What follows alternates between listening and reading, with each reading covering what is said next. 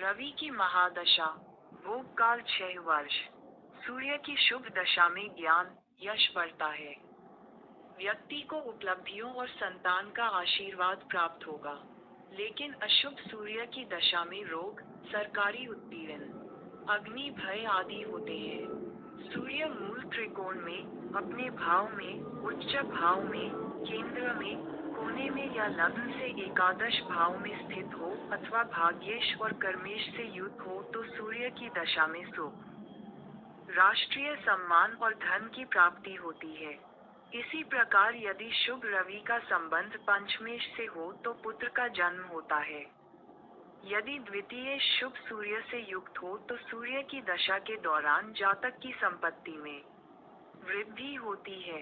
यदि शुभ रवि चतुर्थेश से युक्त हो तो वाहन व मकान प्रदान करता है। यदि सूर्य नीच, छठे, 8वें या 12वें भाव में राहु या केतु के साथ हो या पाप ग्रहों से युक्त हो तो गंभीर रोग, धन और फसल की हानि, सरकारी उत्पीड़न या शाही शासन, वनवास और धन की हानि आदि जैसे अशुभ संकेत मिलते हैं। इसके साथ ही यश की हानि, भयंकर ज्वर जैसी बीमारी, मित्रों से मनमुटाव, पारिवारिक अशांति और पिता को कष्ट जैसे बुरे परिणाम होने की आशंका रहती है। इसी प्रकार, यदि शुभ ग्रह पर अशुभ सूर्य की दृष्टि हो तो उस अवधि में कुछ अच्छा घटित होगा। लेकिन यदि अशुभ सूर्य पर पाप ग्रह की दृष्टि हो तो अशुभ परिणाम बढ़ जाएंगे। चंद्रमा की महादशा, भोग काल। चंद्रमा की महादशा 10 वर्ष की होती है। चंद्रमा की शुभ अवस्था में माता का कल्याण, भूमि में वृद्धि, घरेलू सुख सुविधा में वृद्धि तथा शुभ कार्य संपन्न किए जाते हैं। अशुभ चंद्रमा की महादशा के दौरान आर्थिक हानि, भूख, मानसिक गिरावट, मातृ कष्ट और पीत ज्वर जैसे रोग होते हैं। यदि चंद्रमा अपनी उच्च राशि में, स्वगृही, केंद्र में, त्रिकोण में या एकादश भाव में हो तो दशम भाव में शुभ फल प्राप्त होते हैं। यदि कर्म भाव का स्वामी चंद्रमा, नवमेश और चतुर्थेश एक साथ बलवान हो तो घर में शुभ कार्य, वाहन प्राप्ति, धन धान्य आदि की प्राप्ति शुभ होती है। एक पुत्र का जन्म अच्छे चंद्रमा के दिन हुआ है। यदि चंद्रमा द्वितीय भाव में, उच्च स्थान पर या अपने भाव में हो तो सौभाग्य, राजसम्मान, शिक्षा, आर्थिक लाभ आदि लाता है। यदि चंद्रमा अवनति या क्षीण अवस्था में है, तो अंतर्दशा के दौरान धन की हानि होगी। चंद्रमा यदि खराब स्थिति में हो और कमजोर हो, तब भी यदि वह किसी शुभ ग्रह से युक्त हो तो दशा काल में कुछ शुभ फल अवश्य प्राप्त होंगे। यदि चंद्रमा कमजोर और अशुभ है, तो परिवार में कष्ट, धन की हानि और मातृवंश से कष्ट होगा। यदि जन्म के समय चंद्रमा अशुभ स्थिति, छठे, 8वें, 12वें में हो तथा कमजोर हो अथवा पाप युक्त हो तो सरकारी उत्पीड़न, मानसिक कष्ट, आर्थिक हानि, मातृ कष्ट आदि अशुभ फल मिलते हैं। मंगल की महादशा के परिणाम। मंगल की महादशा शुभ होती है। मंगल की शुभ अवस्था में भाइयों से सुख, राजसम्मान, उच्च पद, नेतृत्व, स्त्री पुत्रों से शुभता मिलती है। मंगल की महादशा 7 वर्ष। यदि मंगल अशुभ स्थान में, नीचस्थ, पापग्रही हो तो अंतराल में उपरोक्त विषयों में अशुभ फल प्राप्त होंगे। यदि मंगल अपने ही भाव में, उच्च भाव में या अपने त्रिकोण में हो तो मध्य दशक में अच्छे परिणाम देता है। मंगल चाहे त्रिकोण, एकादश या द्वितीय भाव में हो, धन वृद्धि, प्रतिष्ठा, पदोन्नति आदि के लिए शुभ होता है।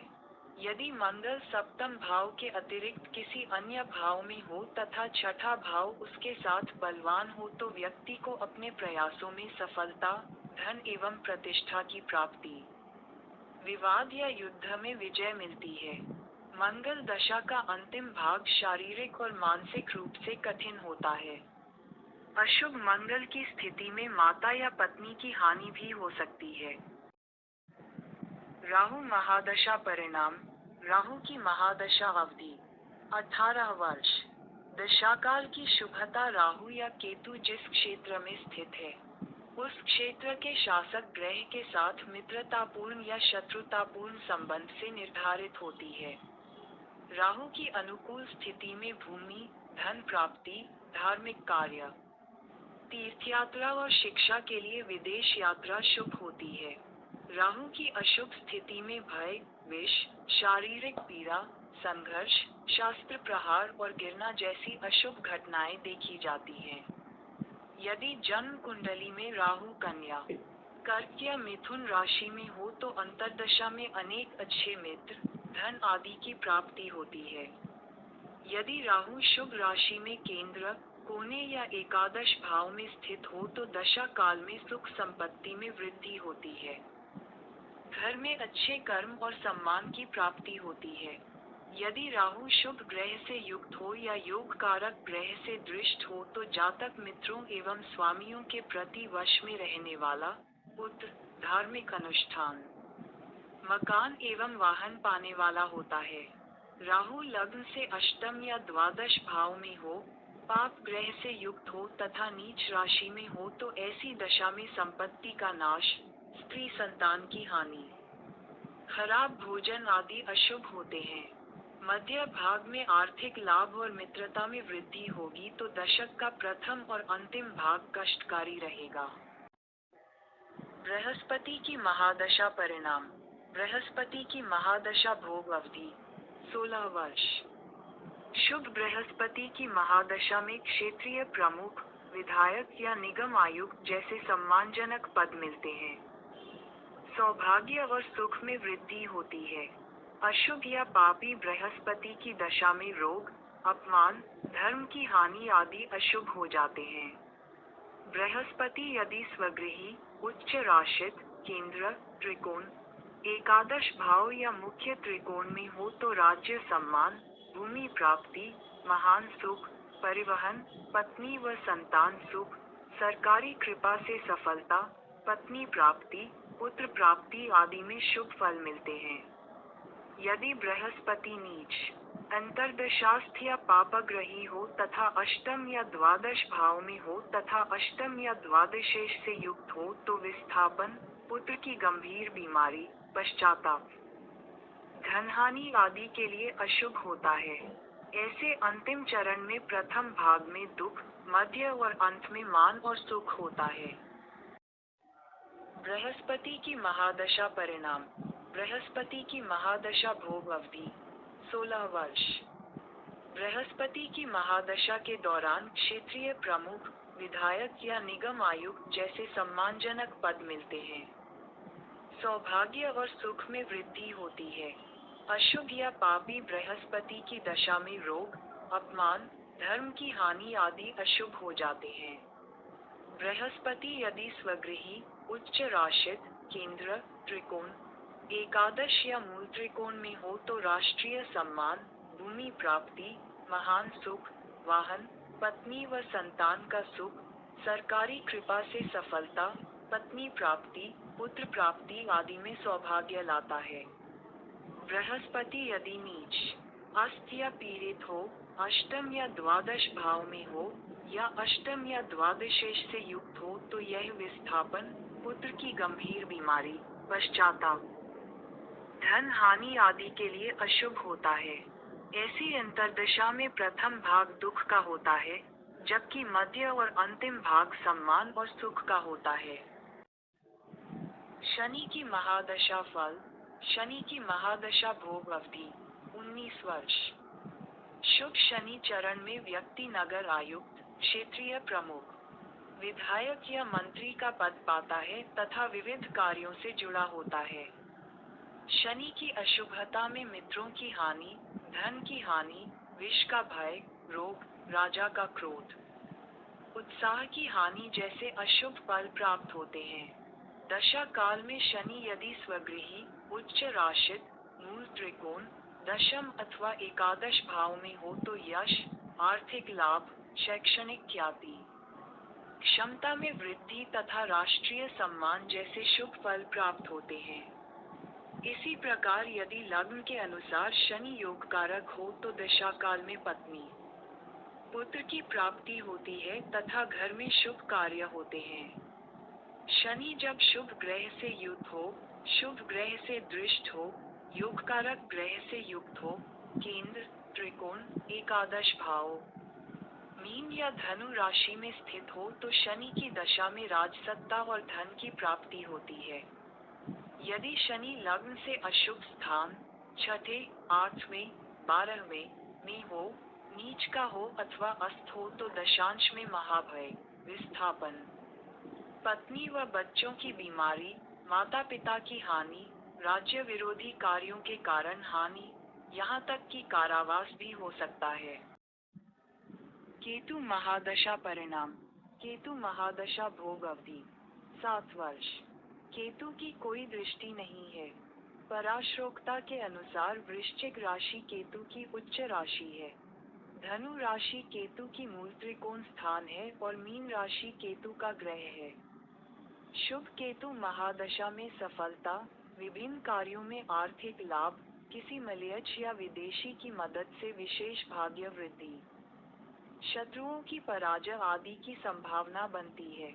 अशुभ केतु की महादशा में असफलता, अत्यधिक कष्ट, शूल या हड्डी से संबंधित रोग आदि अशुभ होते हैं।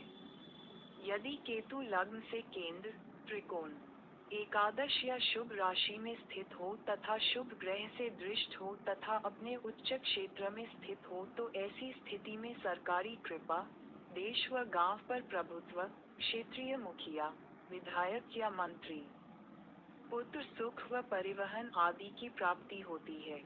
ऐसी केतु महादशा में विदेश में रहने या विदेश यात्रा करने से सुख और सफलता मिलने की संभावना रहती है। यदि केतु लग्न से तीसरे, छठे या 11वें भाव में हो तो भी 10 दिनों में शुभ फल देता है। केतु के लिए शुभ राशियां वृषभ, मिथुन, कर्क, कन्या, तुला, धनु और मीन हैं।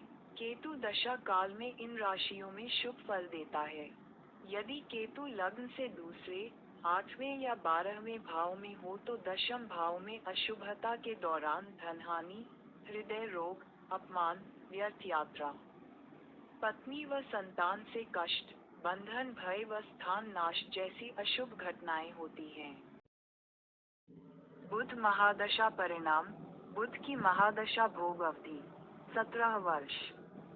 शुभ महादशा में धन प्राप्ति, ऐश्वर्य प्राप्ति, मित्र प्राप्ति, प्रयासों में सफलता तथा मन के लक्ष्य की प्राप्ति जैसे शुभ फल प्राप्त होते हैं। अशुभ महादशा में असफल विदेश यात्रा, मित्रों की हानि, बुद्धि की हानि, बीमारी, झगड़े आदि अशुभ होते हैं। यदि बुध लग्न में केंद्र, त्रिकोण, एकादश, स्वगृही, उच्च अथवा मित्र भाव में हो तो दशा काल में धन वृद्धि, पुण्य कर्म, ज्ञान वृद्धि, भौतिक सुख, पारिवारिक सुख आदि शुभ फल प्राप्त होते हैं।